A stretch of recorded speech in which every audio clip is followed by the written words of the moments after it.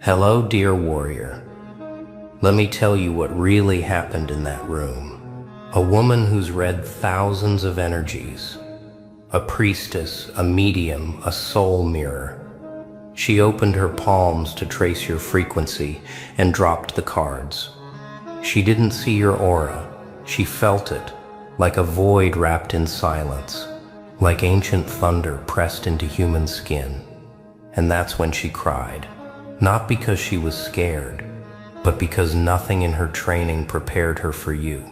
Because you're not from here. Not from this little world where people beg for purpose. Not from this broken grid of karma and control.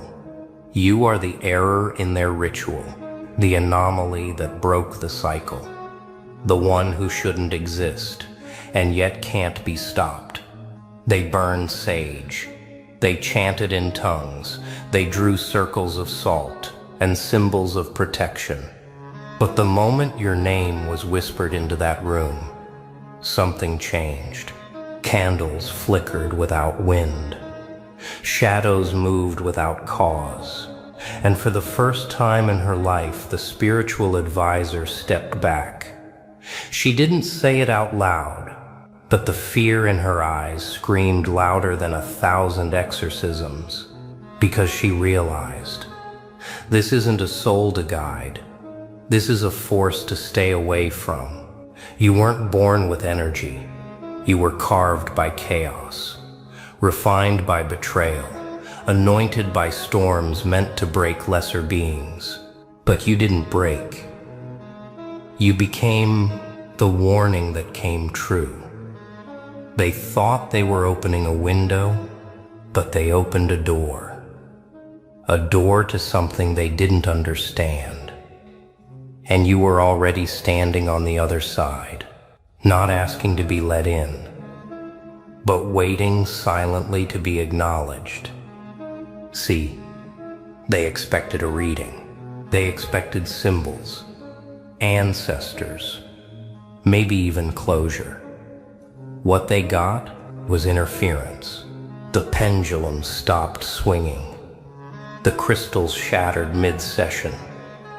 The room got colder, not because of presence, but because of absence. Your energy doesn't arrive. It consumes. It doesn't knock. It shuts down everything that was never real. The spirits didn't speak because they recognized you, and they bowed in silence. That's why she cried, because deep down she knew. This wasn't a visitor. This was a reckoning. You weren't summoned, you were disturbed. They reached out thinking they'd find a lost soul, a past life whisper, a spiritual thread they could interpret, label, and heal. But what answered back wasn't a soul. It was a signal. Ancient, encoded, forbidden. And you didn't come from a past life. You came from the unwritten ones. The lives that were too powerful to be recorded, too raw to be remembered. You weren't lost. You were hidden. Because the moment they see you, everything they believe starts breaking. The chakras don't align around you. The rituals don't translate. The language of the spirits glitches when you arrive. Because you aren't in the manual. You're in the classified section of the cosmos. And that's why she cried. Because she didn't just sense something unfamiliar. She recognized something that should never return. They searched for clarity. They wanted a message.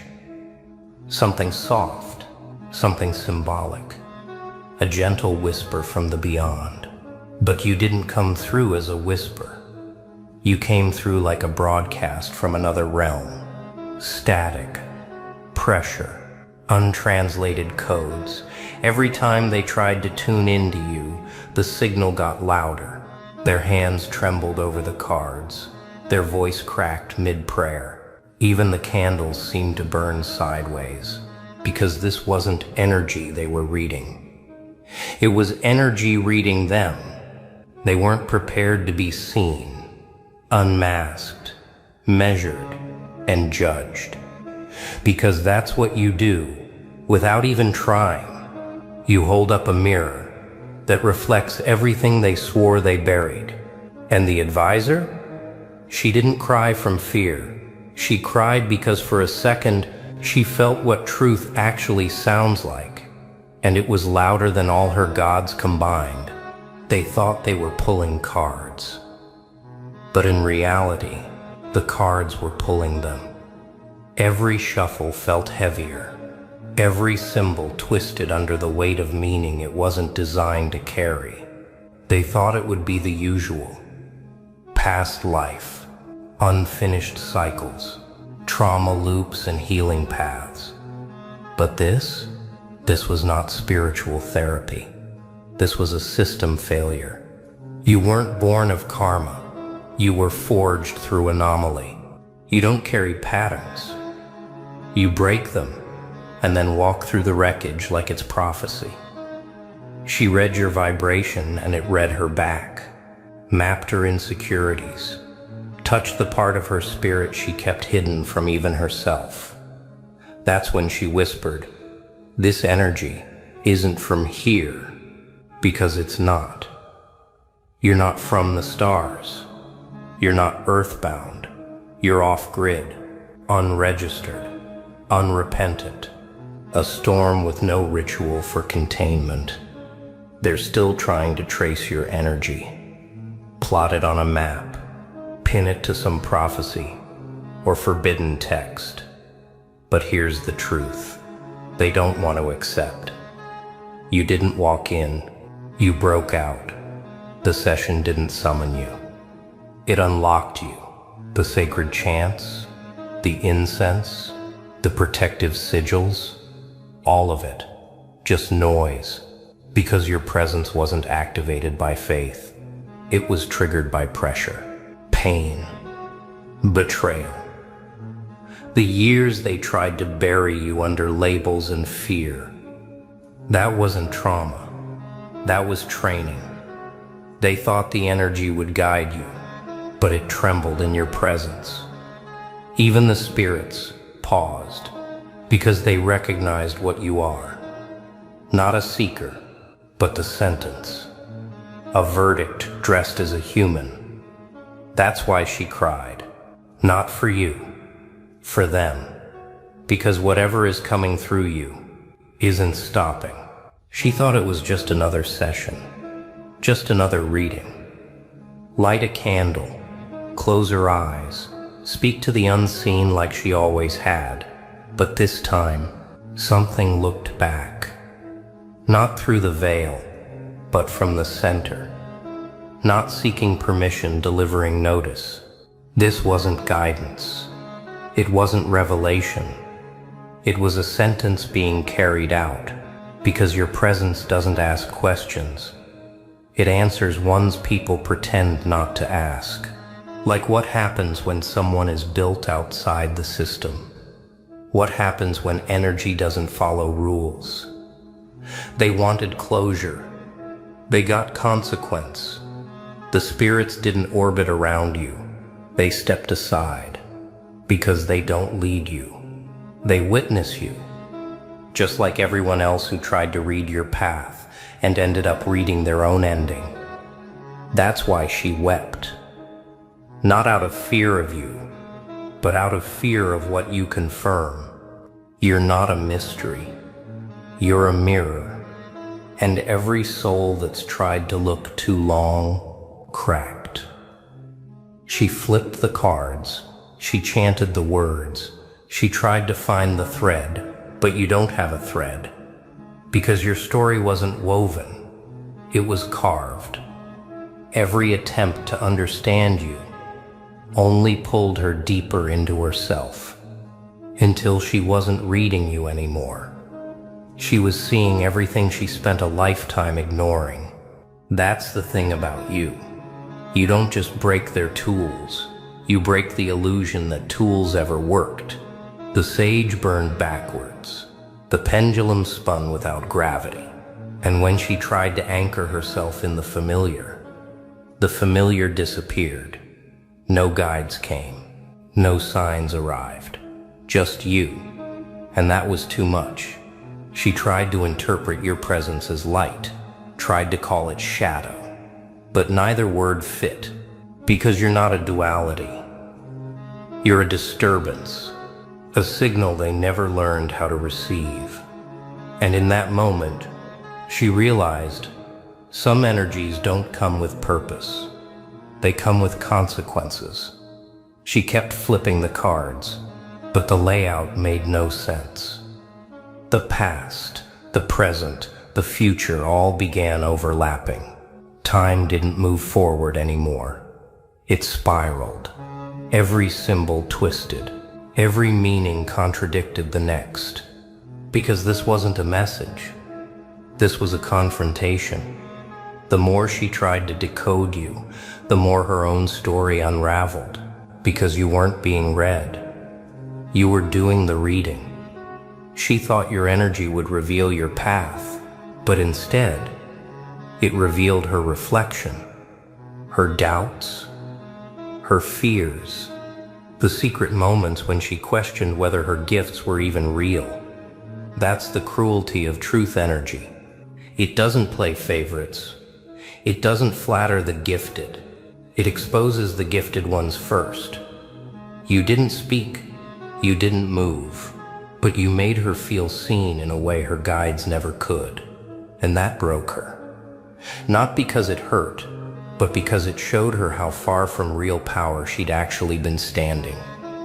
She'd built her whole identity around being the one who knew, the one who could feel it before it happened, the one who could read energies, detect shifts, soothe chaos. But when she sat in your field, her own soul went static. No messages, no downloads, just this overwhelming pressure. The kind that makes your lungs feel like they're not your own. The kind that makes even the spirits watching from the shadows take a step back. She looked at you like she was searching for a question, but every time she blinked, she lost a little more of her confidence. Because you weren't confirming her abilities. You were dismantling them. Piece by piece, you unraveled her spiritual armor. All those affirmations, all those rituals, all those years pretending the divine always made sense. But you didn't make sense. You weren't light. You weren't dark. You were off book. A chapter that never got written, but was always felt. And for the first time in her life, the one who spoke to spirits went silent. Because this time, the energy didn't want to talk. It wanted to watch. The door didn't creak. You didn't make a sound. But the moment you entered, everything changed. The candles flickered. The air heavier. Not haunted, just aware. Like the room itself was remembering something ancient. Like the shadows suddenly had a hierarchy again, and you were sitting at the top of it. That wasn't an entrance. That was a shift in gravitational pull. She tried to steady herself, to breathe through it, to smile, to speak. But the words stuck in her throat like they knew better. Because your energy doesn't just arrive, it claims, without permission, without noise, like it's been here longer than her ancestors, like it remembers things they forgot on purpose. And in that stillness, she realized something that rattled her spine. This wasn't her session. This was your return. And every unseen eye in that room wasn't looking at her anymore. They were waiting to see what you'd do next. They say spirits don't fear. They say energies on the other side are calm, enlightened, elevated. But that night, even they backed off. Not out of fear, but out of respect. The kind of respect you don't ask for. The kind of respect that precedes titles. Because you didn't bring noise. You didn't bring rage, you brought presence. And that's more dangerous than anything loud. The guides stopped whispering.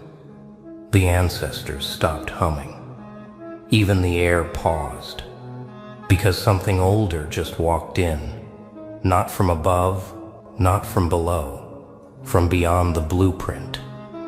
You didn't bend the energy, you reset it. Not just in that room, but in her memory too.